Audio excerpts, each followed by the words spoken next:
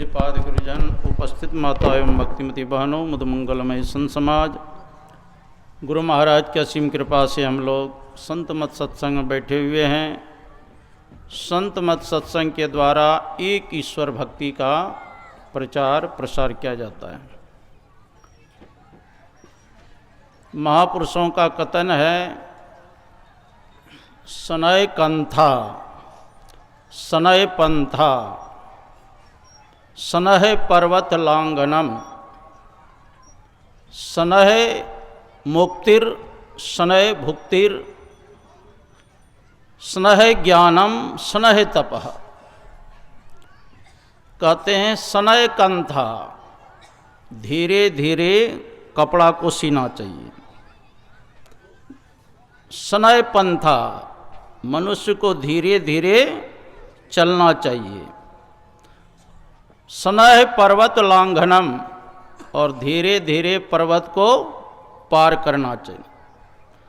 सनय भुक्तिर, कहते हैं धीरे धीरे मनुष्य को भोजन करना चाहिए। सनह मुक्तिर, सनय स्नेह मुक्ति का साधन करना चाहिए। स्नेह ज्ञानम, और धीरे धीरे ज्ञान को प्राप्त करना चाहिए। स्नेह तपः, और स्नेह स्नेह धीरे धीरे तप करना चाहिए। देखो धीरे धीरे, मैं देखा बनारस में जब था, जो भूसगोल विद्यार्थी थे लेकिन धीरे धीरे पढ़ने में लगे रहते थे, वो एमए पीएचडी करके जाते थे। एक एक विद्यार्थी इतना तेज कि एक एक दिन में 40-50 सूत्र याद करते थे, लेकिन बीचे में छोड़ के चला जाता था। आप तेजी से दौड़ेंगे, आप थक जाएंगे, दौड़ नहीं पाइएगा। आप धीरे धीरे आप दौड़िएगा, 10 किलोमीटर भी दौड़ जाइएगा, आप नहीं थकिएगा। ये अनुभव की बात है। तो कोई भी कार्य धीरे धीरे करना चाहिए। अभी हम लोग गोरखनाथ जी महाराज की वाणी के पाठ श्रवण किया। बस्ती न शून्यम शून्यम न बस्ती, अगम अगोचर कैसा। वो परमात्मा के विषय में बताया गया, शून्यम न बस्ती, न तो उस शून्य उसको कह सकते हैं और न वहां पर बस्ती कह सकते हैं। शून्यम न बस्ती, कहते हैं वहां बस्ती भी नहीं और शून्य भी नहीं कह सकते। अगम अगोचर ऐसा, जो अगम, जिसका कि था पता नहीं है, ऐसा अगोचर जो इन इंद्रियों के द्वारा देखा नहीं जाता है, उसके संबंध में क्या कहा जा सकता। वेद में आया है, ओम सयोजतुर्गायस्य ज्योतिम वृथा क्रीडंतम मिमितेन गावः परिणसं कृणुते तिग्म श्रृंगो दिवा हरिर्दृशे नक्त मृज्रः। वेद भगवान उपदेश करते हैं कि हे मनुष्यों, हाथ पैर गुदा लिंग रसना कान त्वचा आंखें नाक मन बुद्धि आदि इंद्रियों के द्वारा ईश्वर को प्रत्यक्ष करने की चेष्टा करना झूठी एक खेल करना है, क्योंकि इनसे वह नहीं जाना जा सकता, वह तो इंद्रियातीत है। उपनिषद में भी है, यन मनसान मनुते एनाहुर मनोमतम तदेव ब्रह्म त्वं विद्धि नेदम यदिदमुपासते। जो मन से मनन नहीं किया जाता, बल्कि जिससे मन मनन क्या हुआ कहा जाता है, उसी को तुम ब्रह्म जान। इस देश कालावच्छिन्न लोग की जो उपासना करते वो ब्रह्म नहीं है। मतलब क्या हुआ, देखो जी, मन में अपनी शक्ति है मनन करने का, मन को भी जड़ बताया गया है। बुद्धि में भी अपनी शक्ति नहीं है वह निर्णय करने का। चित्त में भी अपनी शक्ति नहीं है स्पंदन करने का, और अहंकार में भी अपनी शक्ति नहीं है अहंकार करने का। जैसे माइक है, कि माइक में अपनी शक्ति है कि दूर तक आवाज़ आपको पहुंचा दे। अगर इसमें करंट नहीं रहे, करंट की शक्ति से ना माइक में आ रहा है, इसी से शक्ति से आपको दूर तक आवाज़ जा रहा है। बल्ब में क्या अपनी शक्ति है प्रकाश देने का? अरे बल्ब में भी तो शक्ति आ रहा है ना बिजली के पावर से। पंखा में जो चलने की शक्ति है, क्या अपनी शक्ति है पंखा में हवा देने का? पंखा में भी जो शक्ति आ रहा है वह बिजली की शक्ति से। उसी प्रकार हम लोग मन से जो मनन करते हैं, मन में कहां से शक्ति आ रही है?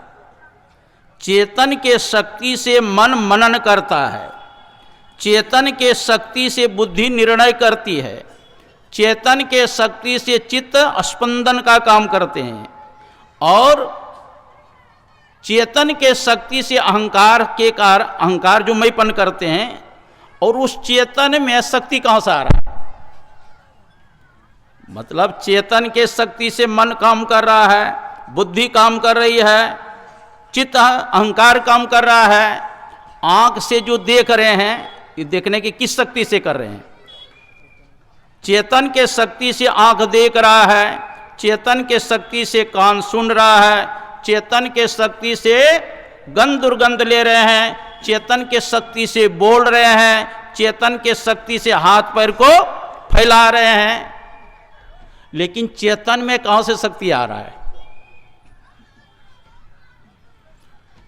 चेतन में परमात्मा के शक्ति से भी चेतन काम कर रहा है, परमात्मा के शक्ति से। कबीर साहब की वाणी में है, स्वरूप अखंडित व्यापी चैतन्यस चैतन, ऊंचे नीचे आगे पीछे दाएं बाएं अनन्य, बड़ा ते बड़ा छोट ते छोटा में ही ते सब लेखा, और सबके मध्य निरंतर साई दृष्टि दृष्टि सो देखा। चाम चश्म सो नजर न आवे खोज रूह के नैना, चून चगुन बैजूद न मानो ते शुभानुमुन आईना। जैसे आईना सब दर्शावे जो कुछ बेश बनावे, जो अनुमान करे साहब को त्यों साहब दर्शावे। जाई रूह अल्लाह के भीतर, तेही भीतर के ठाई, रूप अरूप हमार आशय हम दोनों के साई। जो को रूह आप न देखा, सो साहब को पेखा, और कहे कबीर स्वरूप हमारा साहब को दिल देखा। मतलब चेतन में भी वो परमात्मा के शक्ति से काम कर रहा है। परमात्मा की शक्ति किस में आ रहा है? चेतन में। अचेतन की शक्ति कहां आ रहा है? मन बुद्धि आदि इंद्रियों में। जो चेतन को भी चेतन प्रदान करने वाले हैं, उनको जानो, उनका क्या स्वरूप है। हम लोग वेदांत जब पढ़ते थे तो वेदांत में आया ईश्वर स्वरूपम किम, ईश्वर का स्वरूप क्या है? सत्व प्रधान ज्ञान समष्टि उपहित चैतन, सर्वचराचरस्य साक्षी सर्वज्ञ कर्म फल प्रदाता, सर्वेश्वरः सर्वेषां सर्वनियंता सर्व अंतर्यामी इति ईश्वर। ईश्वर किसको कहते हैं? कहा वह सत्व प्रधान है, वह चेतन को भी चेतन प्रदान करने वाला है। सर्वेश्वरः वही सबका ईश्वर है, सर्वेषां सर्वनियंता सबको उत्पन्न करने वाले भी वो परमात्मा है, और सबको नियंत्रण में भी रखने वाले कौन है? वही परमात्मा है, सबको नियंत्रण में रखने वाले।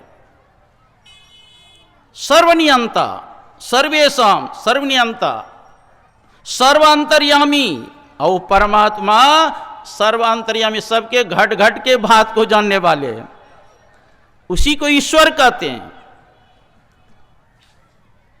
24 अवतार में एक अवतार है कपिल भगवान का। कपिल भगवान कहते हैं अपनी माता देवहूति से, मद भयात बाति बातोयम सूर्यस्तपति मद भयात, वर्षति इंद्रो दहति अग्नि मृत्युश्चरति मद भयात। क्या कह रहे हैं? कहते मद भयात बाति बातोयम, मेरे भय के कारण से वायुदेव चलता है। अगर वायुदेव कहीं गुफा में बैठ जाए, 5 मिनट में ही राम नाम सत्य हो जाएगा पूरे संसार, है ना। तो भगवान कहते मेरे भय के कारण से वायु चलता है। मद भयात बाति बातोयम सूर्यस्तपति मद भयात, मेरे भय के कारण से सूर्य तपता है। अगर सूर्य अपनी गर्मी देना छोड़ दे, संसार रहेगा? सब समाप्त हो जाए। तो भगवान कहते मेरे भय के कारण से सूर्य तपता है, समय पर उदय होते हैं, समय पर अस्त होते हैं। मद भयात बाती वातो यम सूर्यस्तपति मद भयात वर्षति इंद्रो, और मेरे भय के कारण से इंद्र बारिश करते हैं। मृत्युश्चरति मद भयात, और मेरे भय के कारण से मृत्यु विचरण करते रहते हैं, जिनका समय पूरा हो जाता है लेकर के चले जाते हैं, नहीं तो खाट पर ही हजारों वर्ष नहीं बूढ़े सब रह जाए। हाँ, मेरे भय के कारण से अग्नि प्रज्वलित होता है। सबको एक दूसरे का भय है। हाँ, राष्ट्रपति को भी भय है, प्रधानमंत्री को भी भय है, मुख्यमंत्री को भी भय है, डीएम को भी भय है, दरोगा को भी भय है, और चपरासी को भी भय है कि नहीं? एक दूसरे का भय के कारण से काम करते हैं, नहीं तो कौन माथापच्ची करे। पत्नी को भी भय है, भय के कारण भोजन बनाते हैं। पुरुष को भी भय है, भय के कारण से कमा करके लाते हैं घर में। बच्चा को भी भय है, डर के मारे पढ़ने के लिए जाता है। शिक्षक को भी भय है, डर के मारे वो जाते समय पर पढ़ने। एक सबको दूसरे का भय है। जितने देवी देवता है सबको भय है। सबका भय किसका है? वही परमात्मा का भय है। काल को भी है, वो भी सभी का महाकाल है। हाँ,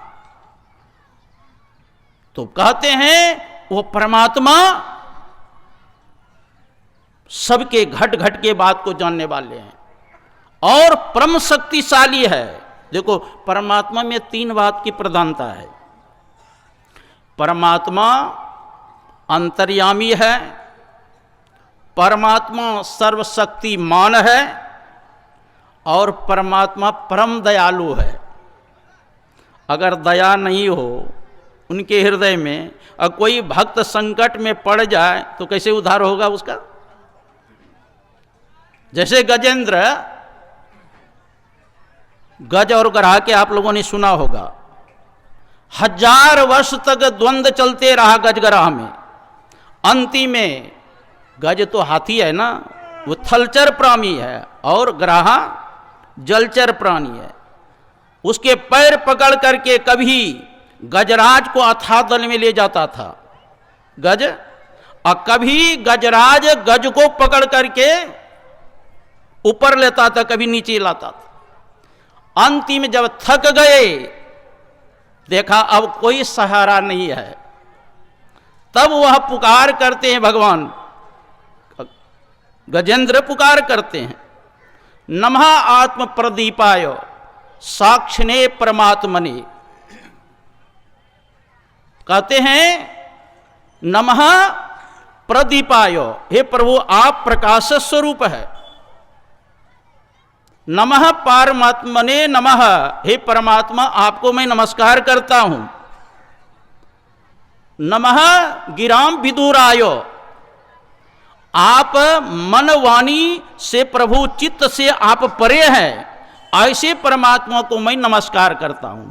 जब आर्त भाव से पुकार किया और भगवान आए और गज का सूर पकड़ करके जल से बाहर किए। और गज का कौन पकड़ा था? पैर ग्रह ने पकड़ा था। तो अपने सुदर्शन चक्र से पहले ग्रह का उद्धार किया, तब गजेंद्र का उद्धार किया। तो गजेंद्र कहते हैं प्रभु जब मैं संकट में पड़ गया, विपत्ति में पड़ गया, तब मैंने आपका स्मरण किया, तो पहले मेरा उद्धार करना चाहिए ना, लेकिन आपने पहले गजराज का क्यों उद्धार किया, ग्रह का क्यों उद्धार किया? तो भगवान कहते हैं देखो जी, जो मेरा स्मरण करते हैं, मेरा चिंतन करते हैं, उनका मैं बाद में उद्धार करता हूँ, लेकिन जो मेरे भक्तों का चरण पकड़ लेता है तो उसका पहले उद्धार करता हूँ। तो मेरा कहने का मतलब है कि विपत्ति में पड़ गए, स्मरण किए, तब ना भगवान आए। तो दयालु है तब ना आए। हाँ, और सामर्थ्यवान है। मान लिया जाए दयालु हो कोई व्यक्ति और सामर्थ्य नहीं है तो रक्षा कर पाएगा आपका? सामर्थ्यवान भी हो और दयालु भी हो, अगर अंतर्यामी नहीं हो तो कहीं हजारों कोस दूर में विपत्ति में पड़ जाए तो रक्षा होगा? नहीं होगा। हाँ, इसलिए परमात्मा अंतर्यामी भी है, सामर्थ्यवान भी है और दयालु है। ऐसे परमात्मा की भक्ति करने पर ही जीवों का कल्याण हो सकता, और दूसरा उपाय नहीं। तो परमात्मा के स्वरूप को ठीक ठीक जानना चाहिए। और जो परमात्मा का अंश कौन है? जीव आत्मा प्रभु का अंश है। जस अंश नव को देखिए, घटमट प्रपंचन जब मिटे नहीं अंश कहना चाहिए। ये परमात्मा का अभिन्न अंश ये है जीवात्मा। ईश्वर अंश जीव अविनाशी चेतन अमल सज सुख राशि। ये परमात्मा का अभिन्न अंश जो चेतन है, यही परमात्मा का साक्षात्कार कर सकता है, दूसरा नहीं कर सकते हैं। जैसे गाय का बच्चा वही दूध पीते हैं गाय का, और वहां जो आपको सटा देंगे दूध पिएगा, वो क्या पिएगा? वो खून को पिएगा, वो दूध नहीं पी सकता। दूध कौन पीता है? जो गाय का अंश है, बछड़ा। उसी प्रकार हम लोगों की जितना जो इंद्रियां है, 5 ज्ञान इंद्रियां, 5 कर्म इंद्रियां और 4 अंतःकरण इंद्रियां, यह सब जोंक के समान है, विषय को ग्रहण करती, परमात्मा का साक्षात्कार नहीं कर सकते। देखो जी, गाय के पूरे शरीर में दूध है, लेकिन कान को निचोड़ेंगे दूध मिलेगा? पेट को दबाएंगे दूध मिलेगा? क्या गाय के शरीर में दूध नहीं? दूध है, लेकिन इस प्रकार से दूध नहीं प्राप्त होता है। दूध प्राप्त करने के लिए कोई विशेष स्थान है। उसी प्रकार वह परमात्मा पूरे विश्व ब्रह्मांड में व्यापक है, लेकिन परमात्मा का दर्शन नहीं होगा। उसको दर्शन करने के लिए कोई विशेष स्थान है। जैसे गाय के दूध प्राप्त करने के लिए विशेष स्थान है कि नहीं?